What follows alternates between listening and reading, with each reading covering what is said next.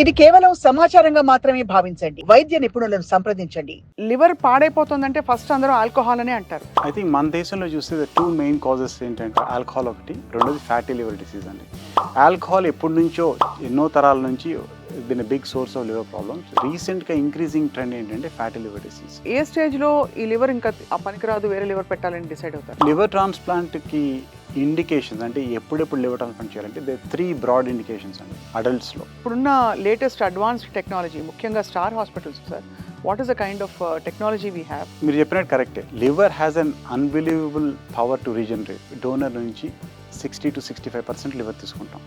The remaining 35% of liver 1 monthలో it grow back to its normal size. ఇవన్నీ కాకుండా sir, coffee, tea, మా అమ్మ చిన్నప్పుడు చెప్పేది, కాఫీ రెండోసారి మూడోసారి కాఫీ అడిగితే లివర్ ఉడి చేతిలోకి వస్తుంది, ఊరుకోవే అనేది.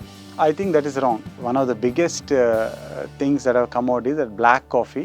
మనం మామూలుగా లివర్ టెస్ట్ చేయించుకోవాలి ఎవ్రీ ఫ్యూ మంత్స్ అని అనుకుంటే ఏ టెస్ట్లు, LFT ఒకటి కాకుండా ఇంకేం టెస్ట్లు చేయిస్తే? Most important test every person should have అంటే hepatitis B status, HbSAg. ఎందుకంటే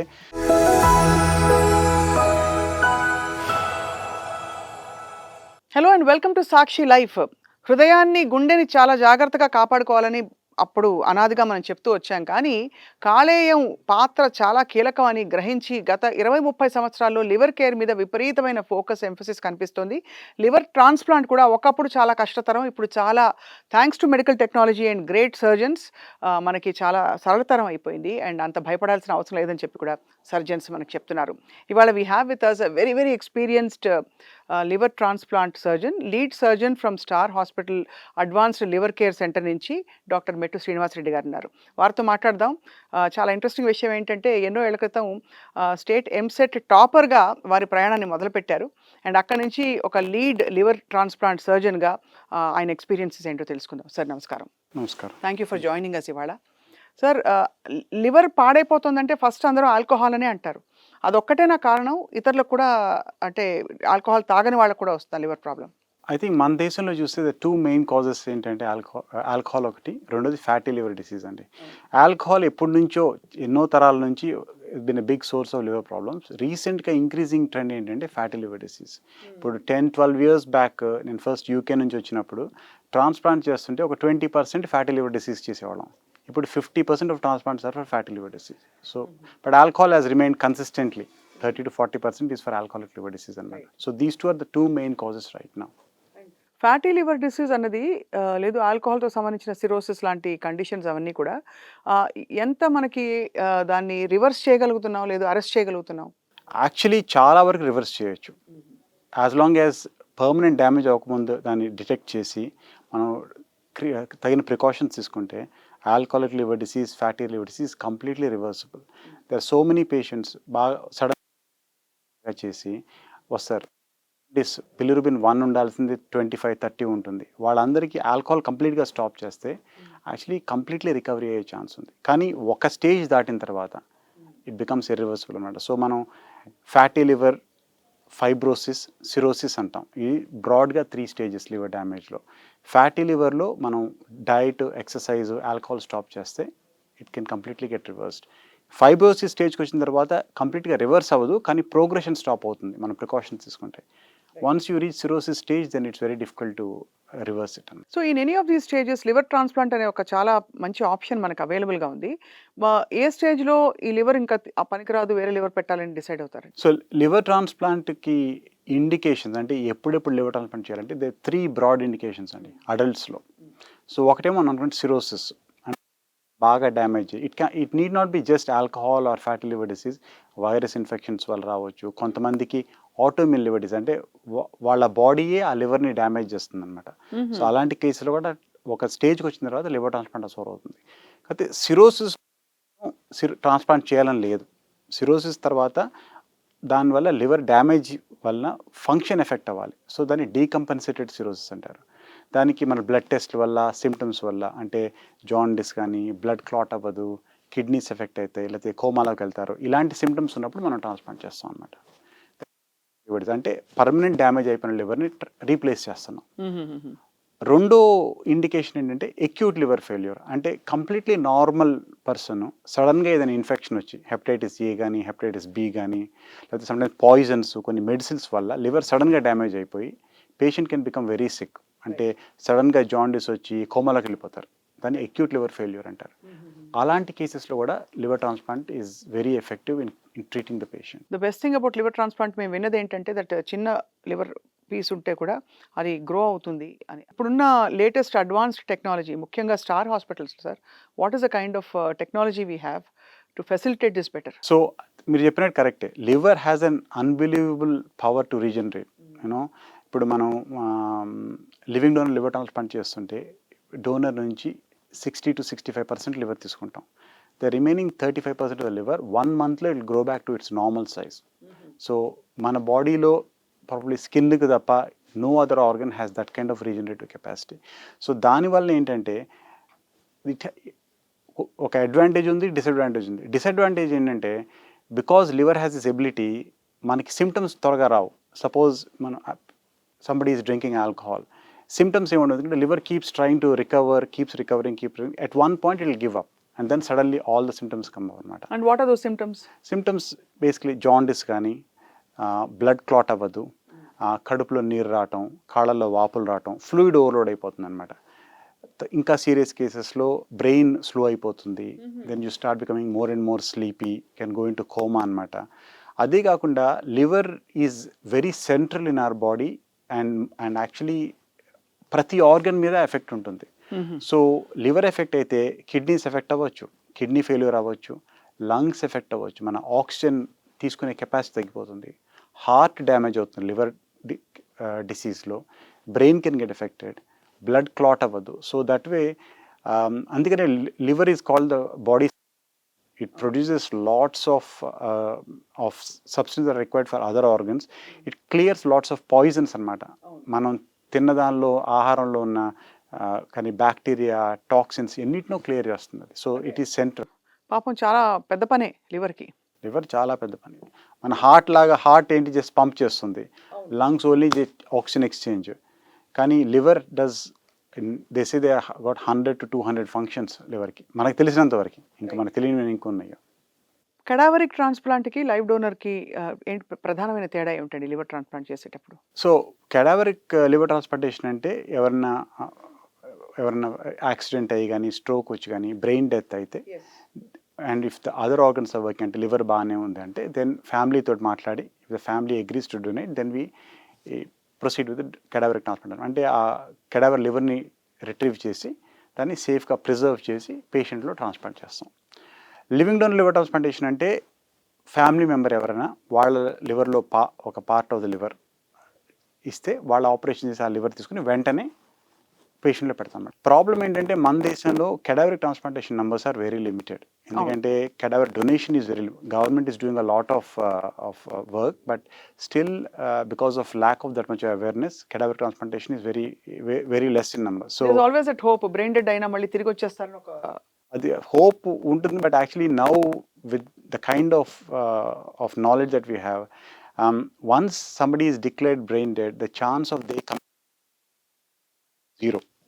is 0% actually. So effectively in fact మన దేశంలో so many road traffic accidents happen. అవును, it's such a traumatic thing అండి actually. Even if a fraction of those families agree to donate, that's a big thing for organ donation. But అంటే brain dead పేషెంట్ని deal చేయడమే చాలా trauma for the family. Because ప్రాణం పూర్తిగా పోయిందంటే they will deal with the loss, కష్టమైనా కూడా. కానీ ఇక్కడ ఏంటంటే ఆ వెలుగు నీడలు ఎక్కడో ఒక మనసు ఒప్పుకోదు, అక్కడ మనిషి ఎదురుకుండా గుండె కొట్టుకుంటూ ఉంటుంది. That is true. That is where increase and obviously some amount of understanding.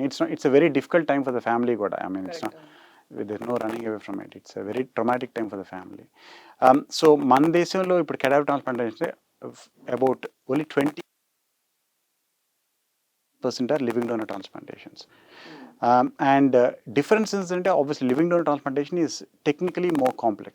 ఎందుకంటే లివర్ పార్ట్ ఉంటుంది, we only take a part of the liver, అన్ని జాయిన్ చేసే బ్లడ్ వెసల్స్ అన్ని కొంచెం చిన్నగా ఉంటాయి. వేరే cadaveric transplantation much more straight forward. But in terms of outcomes అంటే సక్సెస్ రేట్స్ చూస్తే in good centres I would say living donor transplantation has better outcomes than cadaveric transplantation. And మనకుండే options laparoscopic లేదు కదా sir, ఉందా? So laparoscopic కానీ robotic కానీ donor హెపటిక్స్ ఇప్పుడిప్పుడే మొదలెట్టారు ఫార్వర్డ్ అండ్ సెలెక్టెడ్ కేసుల్ని. అంత కీ హోల్స్ సార్, అంటే దాన్ని ఎక్స్ట్రాక్ట్ చేసి మళ్ళీ నో.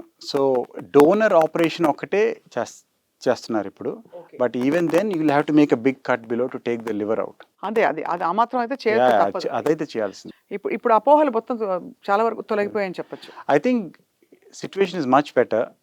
చాలా అవేర్నెస్ ఉంది that liver transplantation is successful అని. బట్ ఐ థింక్ ఇప్పుడు కూడా we do get a lot of questions from the patients and their families. First of all, is it సేఫా అని. And liver transplantation is safe. It's a complex surgery, కానీ మన ఇప్పుడున్న expertise తోటి, ఇప్పుడున్న technology తోటి we can do it very safely, and we have success rates of over 90 to 95%. And so that's 20 years back liver transplantation అంటే it use be a very risky procedure, very standardised procedure. It's like any other surgery actually. రెండోది ఏంటంటే, transplant అయిన తర్వాత పెద్ద operation, మందులు వేసుకోవాలి, so life long మన ఇంట్లోనే ఉండాలి, బయటికి వెళ్ళకూడదు, ఎవరిని కలగకూడదు అనుకుంటారు. That is also not correct actually, because injection medicines వేసుకుంటారు, but the precautions are mainly for the first 3 to 6 months. After very normal life, some precautions you need to take, hand washing కానీ, hand rub use చేయడం కానీ, లేకపోతే medicines మర్చిపోకుండా తీసుకోవటం, regular చెకప్లో ఉండటం. But patients transplant అయిన తర్వాత they can have a completely normal life, they can travel, children go to college, they get married. So it's changed lives of so many patients and their families actually, the specialty. So మరి ఆ daily accumulate అయ్యేది logically చూస్తే intermediate ఫాస్టింగో, లేకపోతే ఇంకా religious ఫాస్టింగో, లేదు మరో రకమైన regimen ఏమైనా పెట్టుకుంటే అది రివర్స్ అవుతుందని చెప్పచ్చా? Grade 1 fatty liver last month రిపోర్ట్స్లో ఉంది, లేదు 3 months బ్యాక్ రిపోర్ట్స్లో ఉంది, ఈసారి చూస్తే లేదు అనే పరిస్థితికి వస్తుందా?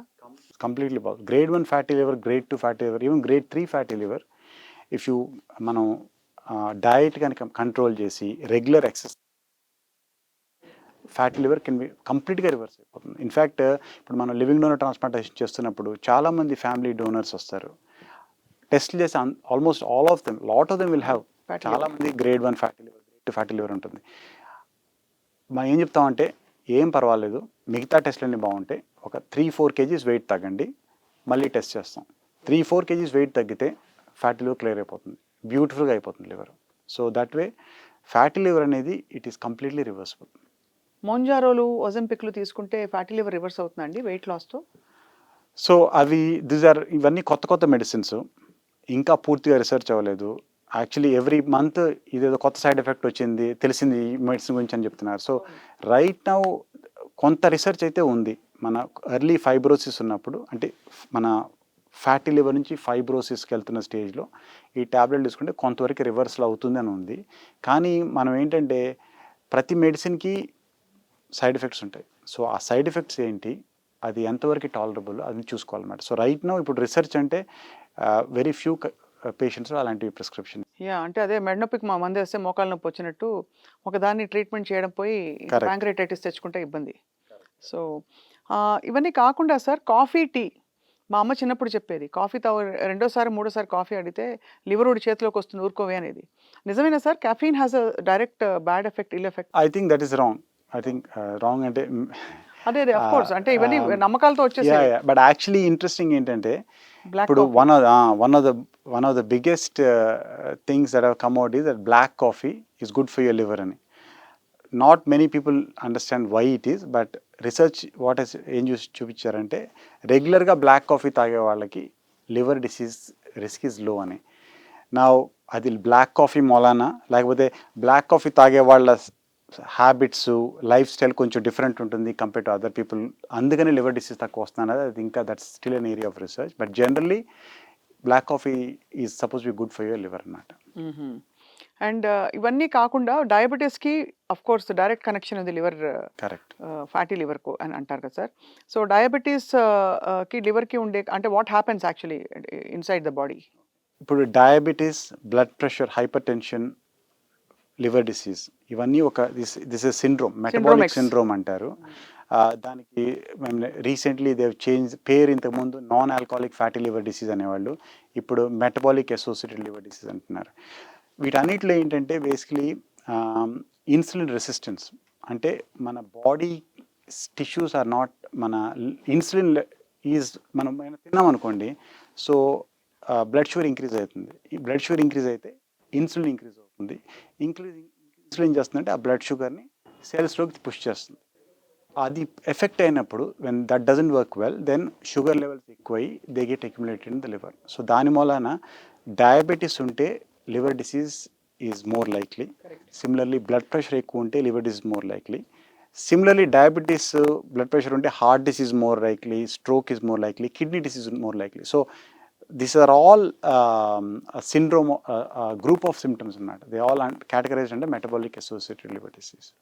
ఇప్పుడు లేటెస్ట్ రిపోర్ట్స్ ఏం చెప్తున్నాయి సార్, రికమెండేషన్స్ రాదర్, ఆల్కహాల్ చాలా పెద్ద ట్రిగర్ ఫర్ లివర్ డిసీజ్ అని మీరు చెప్తారు కూడా. సో ఎంత ఆల్కహాల్ పర్మిటెడ్ అనే క్వశ్చన్ కొంతకాలం క్రితం వచ్చింది. ఏదో 1 or 2 pegs a day is allowed అని అన్నారు. బట్ యాక్చువల్లీ డెట్రిమెంటల్ చాలా అని కూడా చెప్తున్నారు. సో ఇప్పుడు if you ask me as a blanket guide line, no alcohol is safe. Alcohol లివర్ని డ్యామేజ్ చేస్తుంది. ఆల్కహాల్ తాగకూడదు. ఇప్పుడు ఎంతవరకు తాగితే లివర్ డ్యామేజ్ అవ్వకుండా ఉందంటే, there are some guide lines. Daily 1 drink అంతకన్నా ఎక్కువ తాగకూడదు అంటారు. కొంతమంది డైలీ 2 డ్రింక్స్ కన్నా ఎక్కువ తాగకూడదు అంటారు. ఆబ్వియస్లీ మెన్లో the cut off is slightly higher then women. But మనం ఇక్కడ ఏం ఆలోచించాలంటే, చూడండి, alcohol is a problem, but the drinking habits also, అంటే మనం తాగే విధానం బట్టి మన డైట్ కూడా చేంజ్ అవుతుంది. అవును, ఎక్కువ ఫ్రైడ్ ఫుడ్స్ తింటారు. ఎగ్జాక్ట్లీ. ఇప్పుడు మనం ఇది యూరోప్లో వైన్ తాగుతూ ఉంటారు, వాళ్ళకి ఏమీ అవ్వదంటే వాళ్ళు వైన్ తాగుతారు, దాంతో వెజిటబుల్స్, హెల్దీ ఫుడ్ తింటారు. మనమేమో ఇండియాలో మెయిన్లీ హార్డ్ లిక్కర్ తాగుతాం. Very few people drink wine.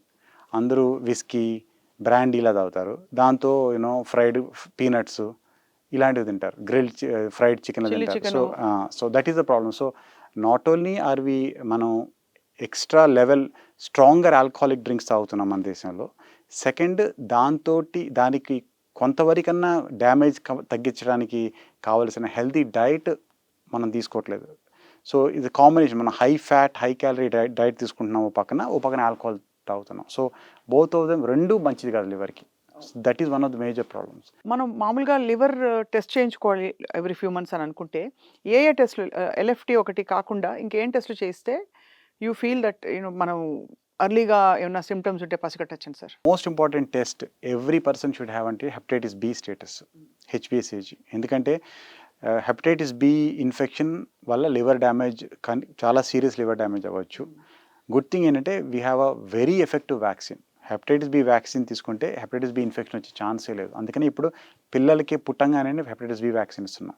కానీ చాలామంది అడల్ట్స్కి ఇంకా వ్యాక్సిన్ తీసుకోలేదు. హెపటైటిస్ బి అంటే జాండిసా? హెపటైటిస్ బి అనేది ఒక వైరస్, అది ఒక virus, that also causes jaundice. So అందరూ, ప్రతి ఒక్కళ్ళు హెచ్బిఎస్ఏజీ టెస్ట్ చేయించుకొని అది నెగటివ్ ఉంటే they should have a vaccine. 3 doses vaccine అది తీసుకుంటే ఆ ఇన్ఫెక్షన్ వచ్చే ఛాన్సే లేదు. ఇకపోతే ఏమేమి టెస్ట్లు, రెగ్యులర్ చెకప్ అంటే మీరు చెప్పిన లివర్ ఫంక్షన్ టెస్ట్లు, దాని తర్వాత ఒక అల్ట్రాసౌండ్ అల్ట్రాసౌండ్ స్కాన్ లివర్కి చేసుకుంటే మనకి ఫ్యాటీ లివర్ ఉంటే అది మనకు ఒక ఇన్సెంటివ్, మనం కొంచెం డైట్ ఎక్సర్సైజ్ చేయాలని చెప్పి. But mainly liver function test would be the. మీరు చేసిన సర్జరీస్లో most memorable surgery for you in terms of complexity అయినా కూడా మనం జయించి చూపించామనేది ఒక ఎక్స్పీరియన్స్ షేర్ చేసుకోండి సార్. ఐ థింక్ లివర్ నేను చెప్తా ఉంటాను మాకు, we're actually as liver transplant surgeons we're blessed because we see so many patients who are very sick and completely recover అయిపోయి they have a completely normal life. So ఒక్క case అంటే, for example we had a 4-year-old child, బాబు. 4 yearsకి ఏం life style disorder వచ్చేస్తుంది, non alcoholic అయిపోతుంది? Poison by mistake వాళ్ళ parents second hand car కొంటే సెకండ్ హ్యాండ్ కార్ డిక్కీలో ర్యాట్ కిల్లర్ పాయిజన్ పడుంటే దాన్ని తిన్నాడు. దాన్ని తిని 2 days వామిటింగ్స్ వస్తే లోకల్ డాక్టర్ చూపించారు. 4th day అన్కాన్షియస్ అయిపోయాడు. అప్పుడు తీసుకొచ్చారు మా దగ్గరికి. వస్తే this is acute liver failure, అంటే కంప్లీట్లీ నార్మల్ లివర్ సడన్గా డ్యామేజ్ అయిపోతుంది. సో మా దగ్గరికి వచ్చేసరికి ఫుల్ జాండిస్, బ్లడ్ క్లాట్ అవ్వట్లేదు, కోమాలో ఉంటే వెంటిలేటర్ మీద పెట్టి డయాలసిస్ చేసి వాళ్ళ మదర్ని వితిన్ 12 hours టెస్టులు చేసి డొనేషన్ చేయొచ్చు అని సూటబుల్గా టెస్ట్ కన్ఫర్మ్ చేసి we did the transplant. 3rd day he woke up and then after 10 days he told the parents, actually కార్లో అది ఉండింది, అది తిన్నాం మేము అని. సో ద గుడ్ అర్థం కాదు, బికాజ్ ఏదైనా వైరస్ ఇన్ఫెక్షన్ వల్ల అయిందేమో అనుకున్నాం, కానీ this was the cause. And the good thing was ఏంటంటే ఇప్పుడు అక్యూట్ లివర్ ఫెయిల్యూర్లో నార్మల్గా ఏం చేస్తామంటే పూర్తి లివర్ని తీసేస్తాం, డ్యామేజ్ అయిపోయిన లివర్ తీసేసి కొత్త లివర్ని పెడతాం అన్నమాట. కానీ ఆక్సిలరీ లివర్ ట్రాన్స్ప్లాంట్ అని ఒక స్పెషల్ టెక్నిక్ ఉంది, అది చాలా తక్కువ మంది చేస్తారు. సో దానిలో ఏంటంటే బాబుది కొంత లివర్ లోపలే ఉంచుతాం, మదర్ లివర్ పెడతాం అన్నమాట. సో ఏమవుతుంది, ఈ పాయిజన్ ఎఫెక్ట్ అంతా పోయిన తర్వాత నెమ్మదిగా బాబు లివర్ గ్రో అవటం మొదలెడుతుంది. సో ఆఫ్టర్ 1.5 years మనం ఆ anti rejection medicines completely stop చేసేయచ్చు, కంప్లీట్గా నార్మల్ అయిపోతాడు బాబు. ఇంకా ట్యాబ్లెట్స్ ఏమి వేసుకోకర్లేదు, తన ఓన్ లివరు, వాళ్ళ మదర్ లివర్ ఏమో కావాల్సినంత కాలం పనిచేసి నెమ్మదిగా ష్రింక్ అయిపోతుంది అనమాట. సో ఇలాంటి cases are very very interesting. Recently we did one transplant, already 2 transplants అయ్యి ఫెయిల్ అయ్యి దికేమ్. 2 సార్లు కెడావర్ ట్రాన్స్ప్లాంట్లు అయినాయి, ఫెయిల్ అయినాయి. ఫెయిల్ అయిందని ఎలా తెలుస్తుంది? Body reject చేసేస్తుందా? జాండిస్ వస్తుంది, మళ్ళీ అన్ని సిమ్టమ్స్ వస్తాయి. అయితే వాళ్ళ ఓన్ ఫాదర్ చెప్పారు నేను డొనేట్ చేస్తాను. So we went the transplant and it went through very well. The 3rd transplant very successful. So I think this liver transplant field per se, it's a very interesting and very fulfilling field actually. చాలా interesting facts చెప్పారు sir. Both about surgery, అలా అంటే అవసరమైన విషయాలన్నీ కూడా ట్రాన్స్ప్లాంట్కి సంబంధించి, అలాగే life స్టైల్లో వచ్చే చిన్న చిన్న డిజార్డర్స్, కొద్దిగా చిన్న తప్పులు చేస్తూ ఎలా మనం ఫ్యాటీ లివర్ వైపు, నాన్ ఆల్కహాలిక్ ఫ్యాటీ లివర్ నుంచి మొదలయ్యే ఇతరత్ర సమస్యల గురించి కూడా వాళ్ళు మాట్లాడాం. So I think this is a big wake up call for a lot of people and ray of hope also that ఏది జరిగినా మంచి సర్జన్స్ మీలాంటి వాళ్ళు ఉన్నారని చెప్పి. Thank you very much doctor Srinivas Reddy garu. నమస్కారం.